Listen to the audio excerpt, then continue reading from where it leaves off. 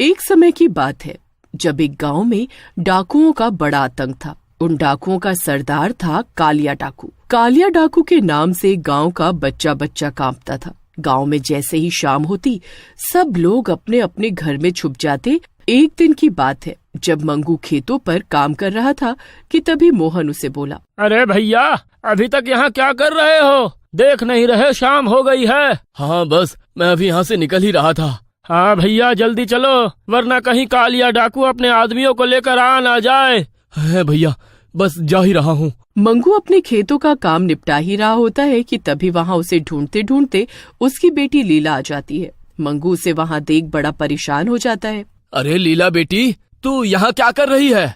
बाबूजी, मैं तो आपको ही ढूंढने आई हूँ। माँ कब से आपकी राह देख रही है और आप घर नहीं आए, इसीलिए उन्होंने मुझे आपको बुलाने भेजा है। ठीक है, चलो जल्दी घर चलते हैं। मंगू और लीला दोनों घर की तरफ आने लगते हैं कि तभी कालिया डाकू की बंदूक की आवाज आती है। क्या बात है, गांव में अभी से इतना सन्नाटा छाया हुआ है। लगता है सब मेरे डर से जल्दी सो गए। कालिया डाकू की आवाज सुनकर मंगू और लीला की हालत खराब हो जाती है। अरे बेटी जल्दी जल्दी चलो, कालिया डाकू ने हमें देख लिया तो जान से मार डालेगा। मंगू इतना बोलता ही है कि तभी पीछे से आवाज आती है। मंगू और लीला पीछे मुड़कर देखते हैं तो पीछे कालिया डाकू होता है और उसके हाथ में लंबी सी बंदूक होती है। कालिया डाकू की नजरों से आज तक कोई बचा है जो तुम बचोगे? सरदार हमें जाने दो, छोड़ दो हमको। अरे अरे अरे अरे, इतना डर किस बात का है भाई? मैंने अभी कहा तुमको कुछ कहा। कालिया डाकू बात तो मंगू से कर रहा होता है पर उसकी नजर लीला के ऊपर होती है। वो लीला की खूबसूरती सर से पांव तक देख रहा होता है। ए लड़की, नाम क्या है तुम्हारा? ये मेरी बेटी है, इसे जाने दो सरदार। अरे ओ, मैं तुझसे नहीं, इस सुंदरी से बात कर रहा हूँ। दूर हटो मुझसे, समझे? अच्छा जी, इतना गुस्सा? आज तक किसी ने इतनी हिम्मत नहीं की जो मुझे ऐसे बोल सके। तुझे तो मैं अभी बताता हूँ। और उसे अपने साथ ले जाने लगता है। बेचारा लीला का बाप हाथ पैर जोड़ता रह जाता है और रोने लगता है, पर कालिया डाकू उसकी एक नहीं सुनता। इधर लीला खुद को छुड़ाने की खूब कोशिश करती है पर कालिया डाकू को उस पर भी तरस नहीं आता। मुझे जाने दो, मुझे मेरे बाबूजी के पास जाने दो। मुझसे गलती हो गई, मैं ऐसे नहीं बोलूंगी, अब मुझे माफ कर दो। मुझे तू एक नजर में भाग गई थी और अब मैं तुझसे ब्याह रचाऊंगा। नहीं, कभी नहीं, ऐसा कभी नहीं हो सकता। कालिया डाकू उसे अपने ठिकाने पर ले जाता है और उसे एक कमरे में बंद कर देता है। उसके बाद वो पंडित को बुलाकर उसे जबरदस्ती शादी की तैयारी करता है। लीला को जब कुछ समझ नहीं आ रहा होता तो वो कालिया डाकू की बंदूक उठाती है और उसके सर पर रखकर गोली चला देती है। कालिया डाकू उसी वक्त मर जाता है। आज इससे सबको छुटकारा मिल ही गया, मार डाला मैंने इसे। लीला वहाँ से फटाफट भाग जाती है। लीला जैसे ही अपने घर पहुँचती है तो उसके पिता और उसकी माँ उसे देखकर बड़े खुश होते हैं। मेरी बच्ची तू आ गई, मुझे यकीन नहीं हो रहा। आखिर तो उस कालिया डाकू के चंगुल से कैसे बचकर भागी? हाँ बेटी, आखिर तू कैसे बचकर आई? मैंने उसी की बंदूक से उसे मार डाला। ये बात सुनकर लीला की माँ और बाबूजी दंग रह जाते हैं, पर वो खुश भी होते हैं कि आखिरकार उनके गांव को कालिया डाकू से छुटकारा मिल गया। वो ये बात किसी को नहीं बताते कि कालिया डाकू को लीला ने मारा है। पर जब गांव वालों को कालिया की लाश मिलती है तो वो खुशी से झूम उठते हैं। उस दिन के बाद सब गांव वाले सुकून की जिंदगी जीने लगते हैं और उनको किसी का डर नहीं रहता।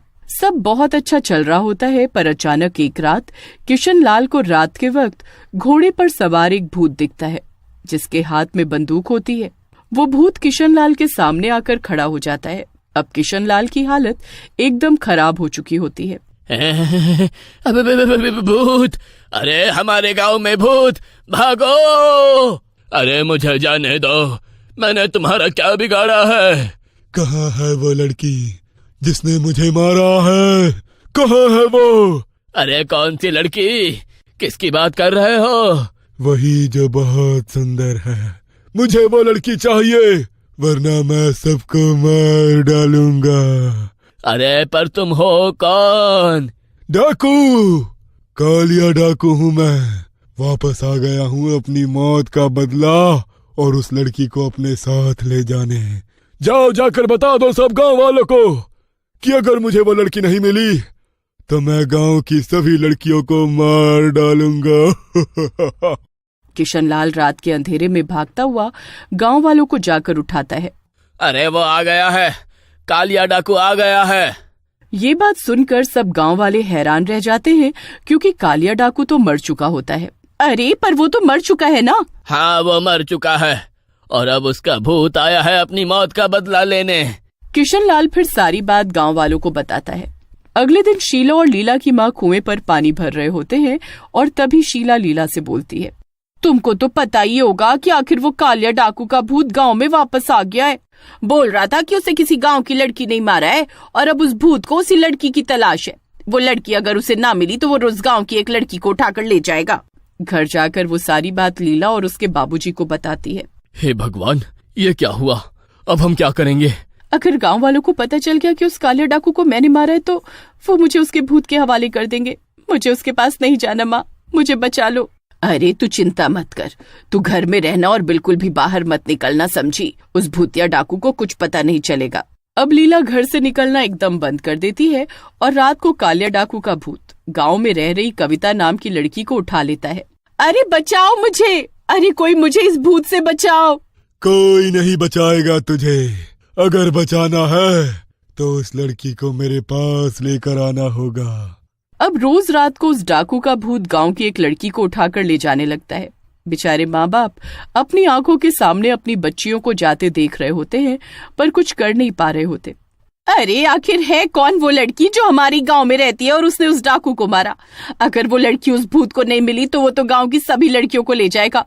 हमें जल्दी उस लड़की को ढूंढना होगा। एक काम करते हैं, हम गांव की सभी लड़कियों को आज रात इसी पेड़ के पास आने को बोलते हैं। जब आज रात को डाकू का भूत आएगा तो खुद पहचान लेगा। ये सब बात वहीं खड़ी लीला की माँ सुन रही होती है और वो जल्दी से घर जाकर ये बात लीला और उसके बाबूजी को बताती है। लीला ये सुनकर घबरा जाती है। अब रात हो जाती है और सभी लड़कियां पेड़ के पास आकर खड़ी हो जाती हैं, पर लीला वहां नहीं आती। वो घर पर ही छुपी हुई होती है। रात को जब उस कालिया डाकू का भूत आता है तो सब लड़कियां घबरा कर कांपने लगती हैं। अरे वाह, आज तो लगता है सभी गांव की लड़कियां आई हुई हैं। मजा आ गया। हाँ, हमने आज गांव की सभी लड़कियों को बुला लिया है। जिस लड़की की तुमको तलाश है वो इसी में कोई है। बताओ कौन है वो? आखिर हमें भी जानना है और उसे तुम ले जाओ अपने साथ। बस बाकी सबको छोड़ दो। ये तो तुम सबने बहुत अच्छा किया। कहाँ है वो लड़की? कहाँ है? वो भूत सब लड़कियों को ध्यान से देखता है, पर उसमें लीला तो होती ही नहीं है और वो गुस्से से लाल हो जाता है। वो लड़की नहीं है यहाँ। कहाँ छुपाया है उसको तुम सबने? अरे हम तो सभी लड़कियों को लेकर आए हैं, हम ऐसा क्यों करेंगे? आखिर कौन है वो लड़की जो आज यहाँ नहीं आई? लीला नहीं है यहाँ और मैंने उसे बहुत दिनों से नहीं देखा। हाँ सही कहती हो, मैंने भी कब से उसे नहीं देखा। पहले तो रोज नहर पर आती थी। अब पिंकी और शीतल लीला का नाम ले देते हैं और गांव वाले तुरंत लीला के घर जाते हैं। वो लीला को बाहर आने को बोलते हैं, पर वो जाने से इनकार कर देती है और रोने लगती है। मुझे बचा लो माँ, मत करो उसके हवाले। मेरी बेटी को मत लेकर जाओ। वो डाकू इसे उठाकर ले गया था और इससे जबरदस्ती शादी कर रहा था, इसलिए इसने उसे मार डाला। इस लड़की ने खुद को बचाने के लिए उसे मारा, पर अगर हमने इसे उस भूत के हवाले नहीं किया तो वो गांव की सभी लड़कियों को अपने साथ ले जाएगा।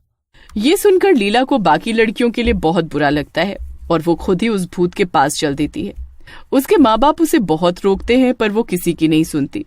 जब वो उस भूतिया डाकू के सामने पहुंचती है तो उसकी खुशी का ठिकाना नहीं होता। मिल गई। आखिरकार मुझे ये मिल ही गई। अब मैं इससे शादी करूंगा। पर उसके लिए तो मेरी जरूरत होगी ना। चलो मैं तुम्हारी अभी शादी करवाता हूँ। भूतिया डाकू इस बात पर राजी हो जाता है, पर पंडित सब गांव वालों के सामने लीला की शादी उस भूत से करवाने लगता है। भूत बड़ा ही खुश होता है, पर उसे इस बात का जरा भी अंदाजा नहीं होता कि उसके साथ क्या होने वाला है। जैसे ही वो भूत अपने हाथ से पंडित की दी हुई सामग्री अग्नि में डालता है, वो उसी में भस्म हो जाता है। मिल गई इसे मुक्ति और हम सबको भी। गांव वाले खुशी से झूम उठते हैं। लीला और उसके माँ बाप भी खुशी से रोने लगते हैं। सभी लड़कियां वापस आ जाती हैं और पूरा गांव खुशहाली की जिंदगी जीने लगता है।